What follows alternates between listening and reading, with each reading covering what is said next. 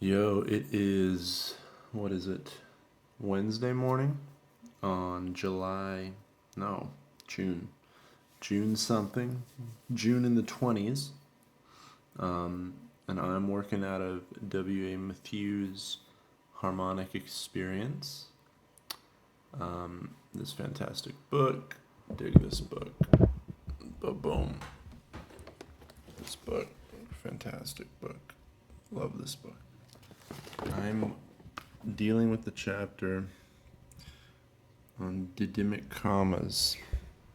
Oh boy, does that work? Didymic commas. What in the hell is a didymic comma?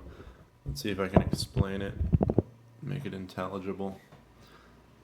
If you start at a root, say C, then you ascend a perfect fifth to G, and you ascend another perfect fifth to D.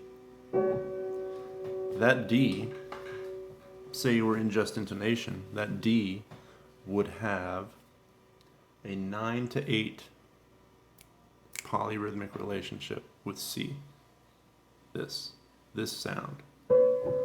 If we weren't in equal temperament and we're really in tune, there would be a ratio of oscillation between the pitches of 9 to 8, right? Now there's another way to get to D though. I could go up a third, down a fourth, or down a fifth, I guess, to A. Truck just drove by. Down another fifth to D. So that's a different harmonic pathway to get to D. And if we were in just intonation, that pitch would be, is it 10 to 9? I think it's 10 to 9. What's important is that pitch would be, this D would be different than this D. They would literally be different tones.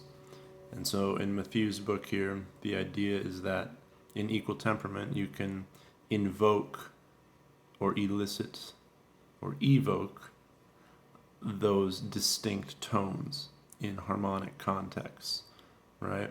So I'm running through these chord exercises where, well, early this morning I was singing what he's calling the didymic comma and trying to follow that change in pitch. There's a very subtle change in pitch from when I'm in a more, I guess, overtonal area, that, and when I switch from that D to the more, he calls it reciprocal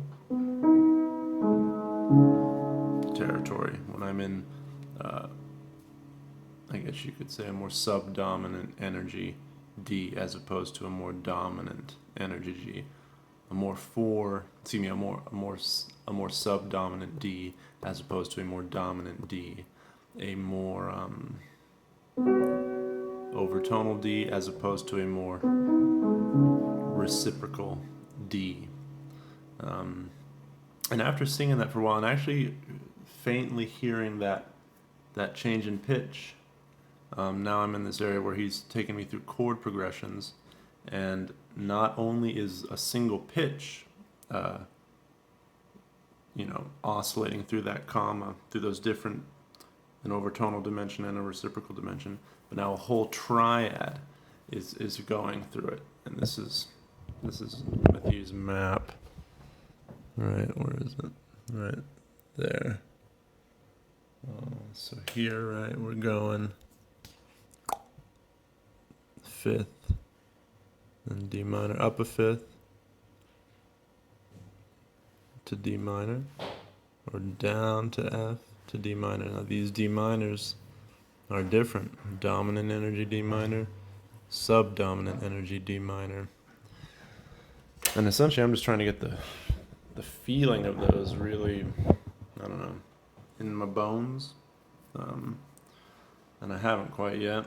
At all. Well, that's not true, but it's very subtle and refined work. Very, I don't know, not obvious, not beating you over the head with a sledgehammer obvious. It's very minute, comma. The comma is very subtle to hear and to experience.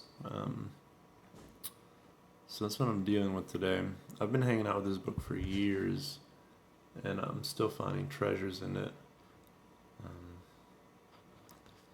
Anyway, we'll practice vlog for the world.